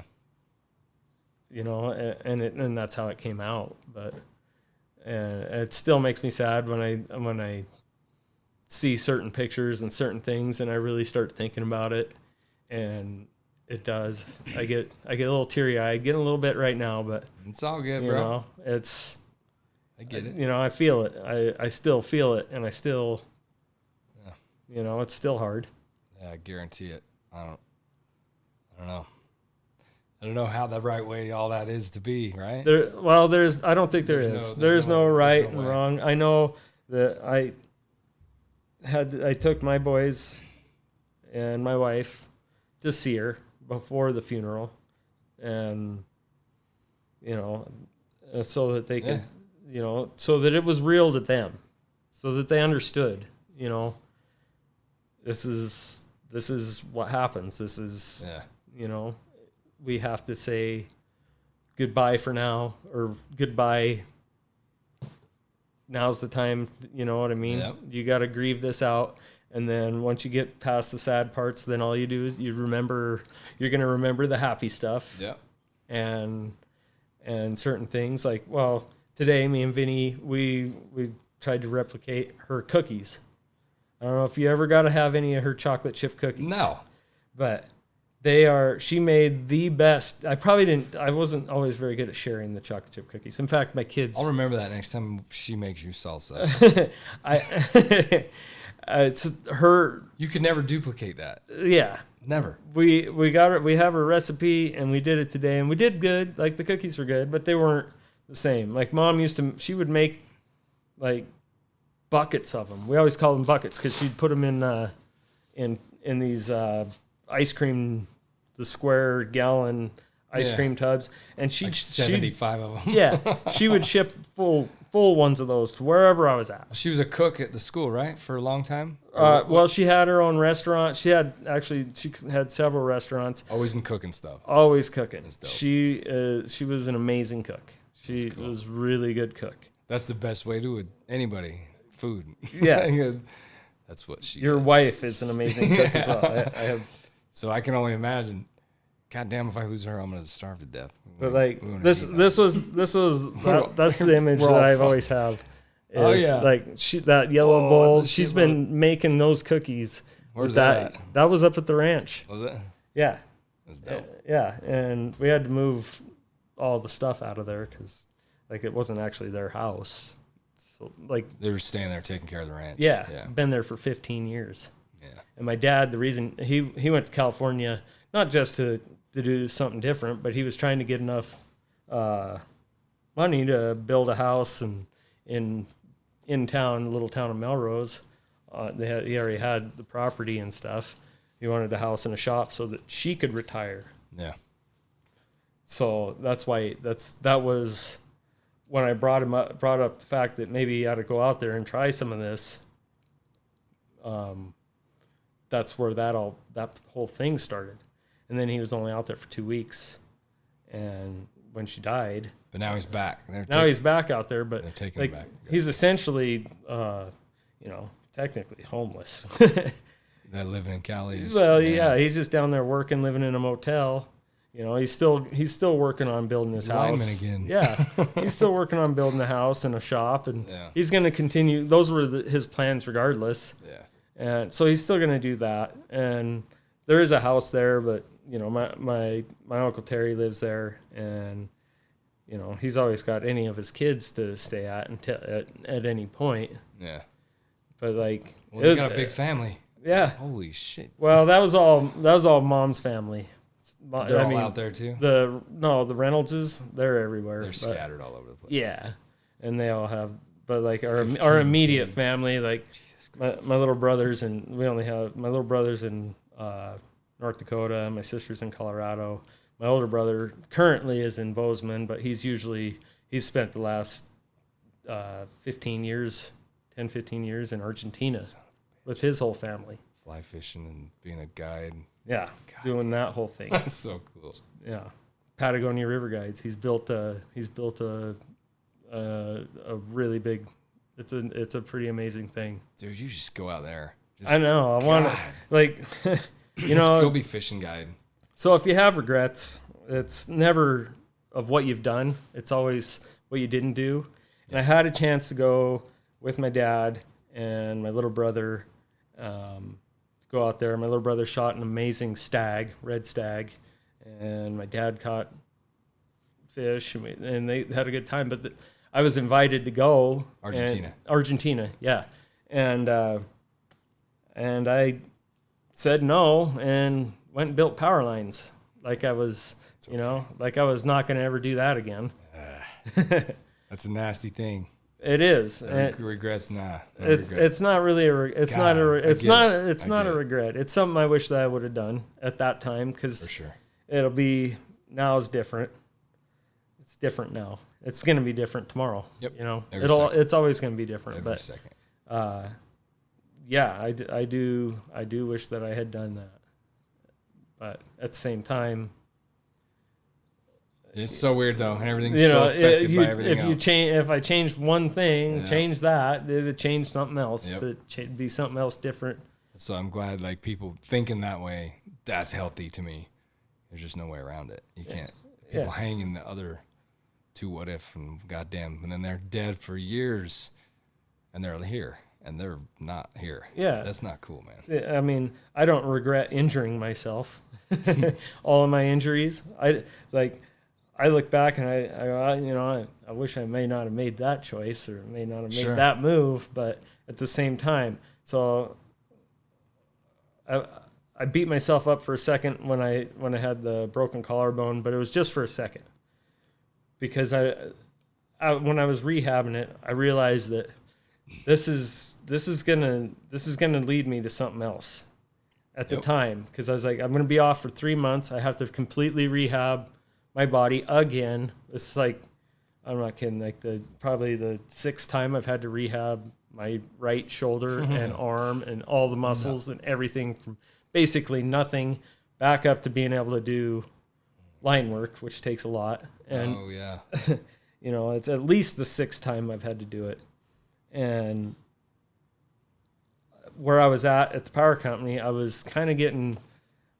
Things were okay, but they were kind of getting on my nerves, and I wasn't 100% happy. It was nice to be home.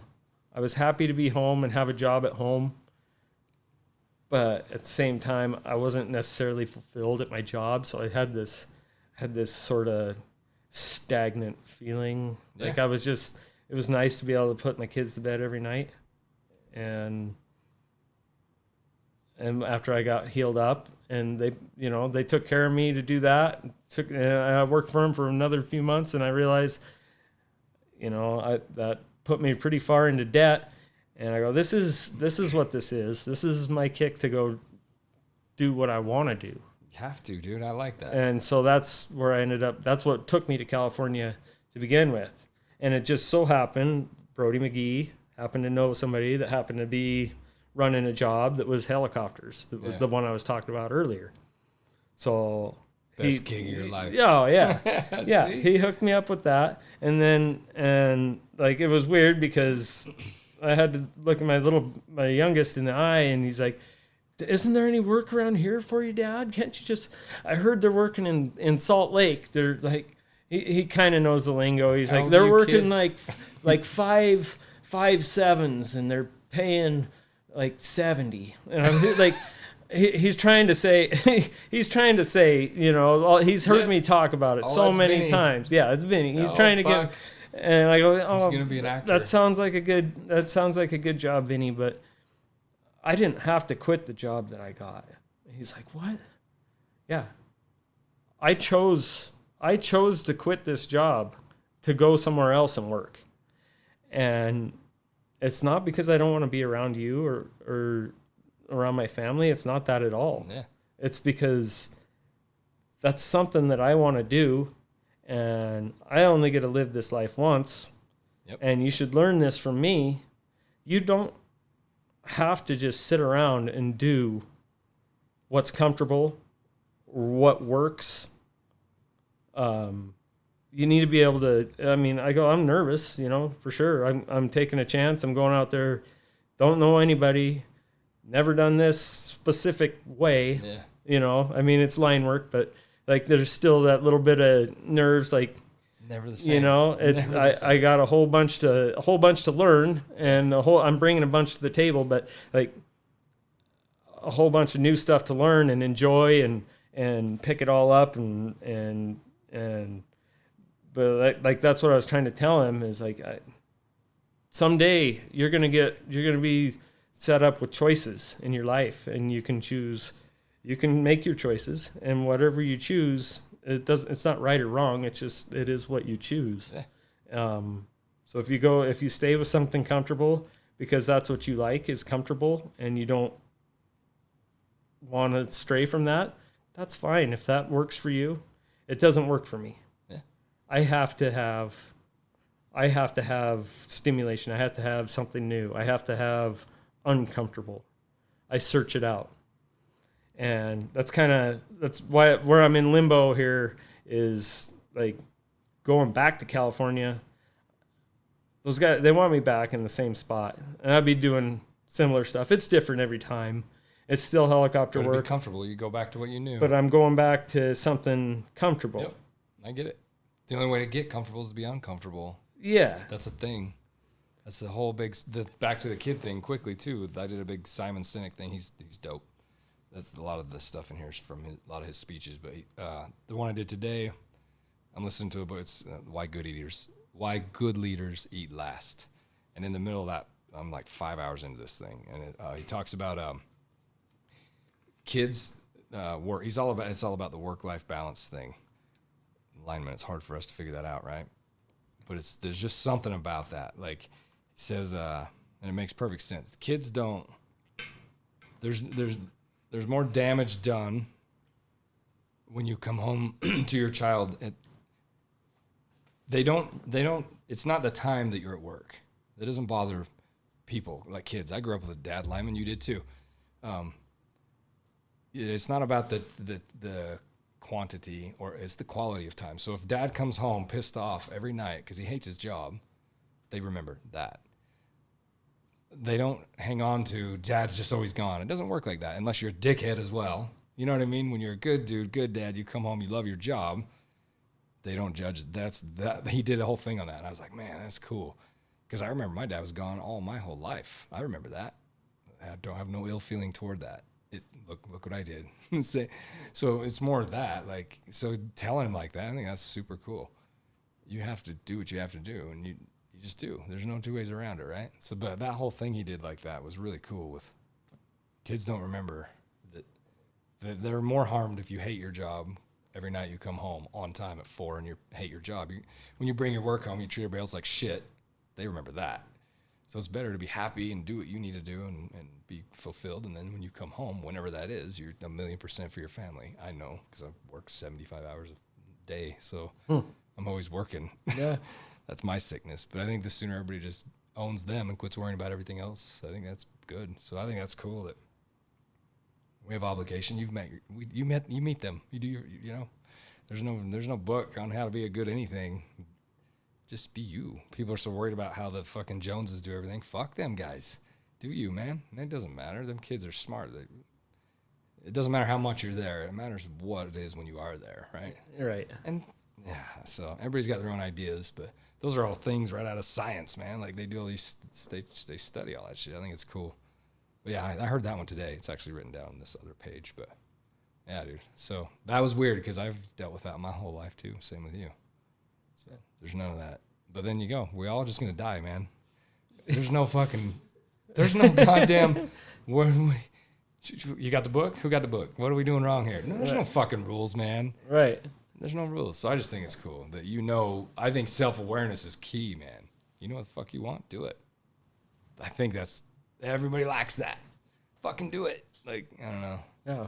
Oh, let's go, right? That's the let's go. Let's do something, man. People spend too much time worrying about what everybody fucking thinks of them. It's sad. Yeah. And see, I mean, I get... Your kids don't judge you. I promise you. You know that. Yeah. They don't. They're more excited. They just want you there. They like you. That's okay. Yeah. It's not going to always be that way. Yeah. Vinny is... He would be glued to my hip if he could. Oh, yeah. You know? And that's all the shit. He knows all that. So that's cool. You're breeding all that into him, man. He's going to watch. I think he's going to be a fucking actor. Something. That kid's a fucking... Well, Joe is too, though. He's a clown. I love it. Yeah, they're family's awesome. They're pretty cool kids. They're both very, very different. Very different from each other. Oh yeah, and that's cool. And it's like me and my wife. We're very different. That ain't bad. That's so cool. It's just we're very opposite in so many things. Can you imagine you marrying you? Can you imagine me marrying me? Oh God, you guys, you'd end up punching each other in the face. Fucking rocket ship through the roof. Like, it doesn't work like that. No. She wants to kill me all the time. You gotta have opposites, dude. I think that's a thing. Yeah, that's where the yin yang. That whole tattoo that came. We wanted a yin yang. And what's so crazy is you're gonna tell with your kids. You can tell they're your kids. It doesn't even matter. That's the impact. Yeah. I know those fucking kids them are. That's dope. Yeah. Jojo, he's funny. He's a super, super smart kid. Smart kid. And Vinny is he's got he's my lovey-do. He is that kid. Yeah, he is the most loving, caring child that ever. Oh yeah. Almost to a fault. Like he wants to love and everybody to feel happy. That's what he wants. The world needs more of that. Yeah, he wants everyone to be happy. He wants to be happy. Yeah, it's cool. He doesn't, he's definitely... The mold is broken, my man, on that one, for sure. Yeah, yep. Yeah, he's cool. And he loves... He looks like my wife when she was growing up, like with his blonde hair, like his face looks like her. Jojo, he looks like me, but Jojo has like a lot of mom's traits, and Vinny has a lot of my traits. So it's so weird how that is. It is because I tried to push Jojo into riding dirt bikes when he was 4 years old. Like he doesn't like it. Yeah. I was like, your name is Joe Piazzola. God damn it, ride this dirt bike and break your arms. Yeah, you're going to like these dirt bikes. I promise. Just give it a chance. Just ride them. You'll love them. I'm so glad he didn't fucking listen to you. And no matter how hard I tried, he just didn't. He's going to grow up without the pain you have. Right, no, exactly. That's it, it's true. Free will, man. When they do them, then they find them, right? Yeah. You can't. Oh, you just can't. You can try. You can make them do stuff. You can, because they're kids and they're your kids. You can make them be wrestlers and make them be that. But if they, it's not gonna be genuine though. Yeah, I told you the chain thing, right? Uh-uh. The chain. They walk in and drop a big old chain on the table. I need to have it and do it for people. It's pretty dope. The guy comes in and is giving the speech on leadership, and he tells them, 3-foot chain. I'm going to push this chain. I want everybody to tell me what happens. Where are these links going to go? Explain to me what's going to happen. Everybody has all these answers and definitions of scientifically what's going to happen with this chain. Oh, I know. They go everywhere. They're people. The links are people. So you push it, and they fucking go everywhere. You're pushing people. They scatter. You lead people, they follow. So he picks the chain up off the table by his hand and walks out the door with it. And he's leading the chain. He's like, that's how you lead people. You lead people. Yeah. You can't push people. They're going to go everywhere. That's all. That's it. Like, they got to have their own good free thought, man. Let people think of what they want to do, or they're not. It's not going to be real. They despise you. You know, the line work, that goes to line work hand in hand for days. We're always, let us fucking do our thing, man. Let us do it. No. Micromanage. You manage people. You can't manage people. Right. You manage things. You lead people. I think line work just needs a big slap of that, doses of that shit, because I think it would be a lot easier. Everybody's insecurity bleeds into all that shit, man.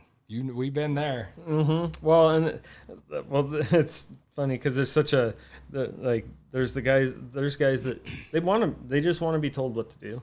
Yeah. They don't want to have to think. Hierarchy, man. It's a thing. There's guys that want that want to be told what to do. There's guys that don't want to do anything. Mm-hmm. There's guys that just want the recognition of what's done afterwards. Oh yeah. You know, you got the guy that's yelling, screaming loud because he's insecure, like angry, being a jerk. Oh yeah. You know, because that deflects from what's really going on. Yeah. All that. So that's the job of the leader, to fucking put all those people where they need to be. Yeah, there's so many different types of personality. Like, you need to be a ballerina, sir. You aren't doing line work. yeah. Like you asked every apprentice, what do you want to be when you grow up? Because you're not going to make a fucking living. Well, and then sometimes they didn't answer lineman, and that was what shocked me the most was a potter, sir. Yeah, what would you like to be? Well, the one kid, what the hell did he want? He wanted to be a writer. He wanted to be a writer. Like, I can't remember who it was, but it was out on the Mountain View corridor job. What do you want to be when you grow up? I want to be a writer. Doing it. You're doing it now, son. Yeah. Well, then why are you a lineman? Well, because it pays good. Well, he wasn't a lineman. He was an apprentice. Why are you trying to do this? Well, because it pays. Because it's good pay. Pays big money. People are here for the wrong reason. There's guys that are there for that, and guys that are there for. But that's their reason, right? Yeah. Who says that's wrong? It's not. It's just there's so many. It's crazy how many different. Those are the people that die and kill other people for sure. Every fucking time. So many different. Some of the other happens, but not as much, right? Yeah. If your heart's in it, your heart's in it. Yeah. You're gonna be more focused on it, right? You're gonna fucking do what it takes to be good at it. Right. You know, and it's, I don't know, it's weird. I try and place myself in where do I fit into all this, and I try and figure that out, and it's kind of, it's weird. I have my own thing here. You know, it's kind of, I don't necessarily need to be told what to do. But I don't want to. I avoid being in the foreman position because I want to actually do the work. Yeah. But I also want to be in the position where I can run the job. Run this job. Don't ask me shit. If I can do the work and line the work out at the same time and not have to do the paperwork. Yeah. Oh, that's best of all the worlds. Let's make that position. We're gonna call that a journeyman. Something. Right? You could do it. Well, like get you on the job, let you go. That's all you do. Let people do what they want to do. Yeah, because like some guys, it's better if I can be a lineman and convince the foreman to go my way. Oh, yeah. I got to sell it. I have to sell my ideas. You're doing the work. I'm doing the work. Yeah. Then it is. That's it. That's it. But a lot of times I got to sell it to everybody. They're insecure. At least at first. They're scared. It's stupid. I wish that's why you and I. That's why I didn't have to. We didn't have to do that. You know. No, you just listened. You were beaten to submission, right? Right. I did only as you wish. Because remember, that's the thing in the trade, right? The name, the fucking myth. It's disgusting. I don't know where it even came from. I'm not a fucking yeller. Yeah. I never saw it. I don't know. I never saw you yell, scream, or like It's weird how that followed me. go ballistic anytime in It's followed me all those forever. years. I love it. I'm aggressive. I'm a very ape type guy. I'm not a fucking.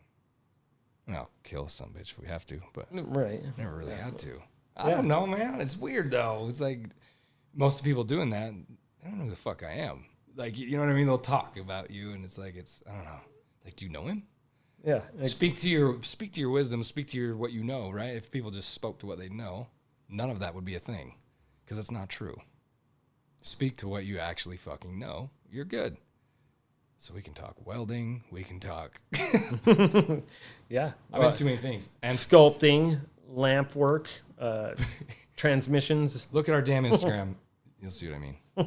Highline tattoo. Check it out. I don't know, Joe. Yeah. I don't know. It's too much. But I know that controlling people are out of control. How's that? Yeah. You got anything else you want to talk about? I could talk about lots of stuff. Is the horse beaten? No. It's never. No. We could talk about Get your on wife's- that pony and ride. We could talk about your wife's delicious burritos. God damn. Here. DRE, slam that thing down. Word, huh? Damn. It's just too bad that Jake, poor guy. Jake, poor Jake. So my wife's like the best cook ever in the world. Looks like Jade just joined us too. My other tattooer, Jade. A tattooer that works with us. There's no I. There's no I in team, Joe. Nope. There is in win. That's for sure. And there's only first place. There's no second places. We're going, Joe. Do you want to come be a tattooer? I can't do it. Joe, how high is your IQ? Have you ever tested your IQ? No. I'd fucking love to do that. We got to get one of them in here one day and test your fucking IQ. You're probably the smartest human being I've ever met in my life. Or it's the lowest. But like You fucking always do that. You know, Joe. yeah. You Or it could be so low that it just in the few things that I do know. So I'll call this guy with a mind-blowing. math question of any fucking kind. Always tripped up on something stupid. Measuring, I don't know, even what the fuck was it? I don't remember what I was doing. Concrete for your floor. Joe, I got this thing. Okay, 5 minutes later you spit it out. You're fucking crazy. Yeah. I wish I was that smart, man. Joe, you're smart. Thanks. You're a good guy. Thank you. I'm really glad I got to work with you forever. I am too. Don't do stupid shit and die, please. I Quit can't. riding your dirt bike. I can't promise that. I Don't. mean, Don't go to California. I'll be with Vinny on that one. Stay here. stay here. Then what? Live on love? Yeah. Money's not everything, right? Yeah. It's not Fuck, even. it's hard to live without it, though. It is. It's really hard. Like, it's really hard. I'm gonna have to make some of it somehow, and luckily, it's doing something I really enjoy doing, is line work. But it's I gotta figure out exactly what I want to do. Start doing that leg thing again. You guys killed that. Duh. Do The- that the leggings thing. Oh yeah, That business. That was cool. You Yeah. should do that. Yeah, she Dude, could. It's weird when you apply yourself how fucking great you are. Yeah, Morgan did pretty awesome. We still have the business, and Fired she's up. still. I mean, we still have Chicken lots burrito of in the house. Jade's eating a chicken burrito. I've Yeah. seen it and I smell it. Fucking things. Uh, Do it again.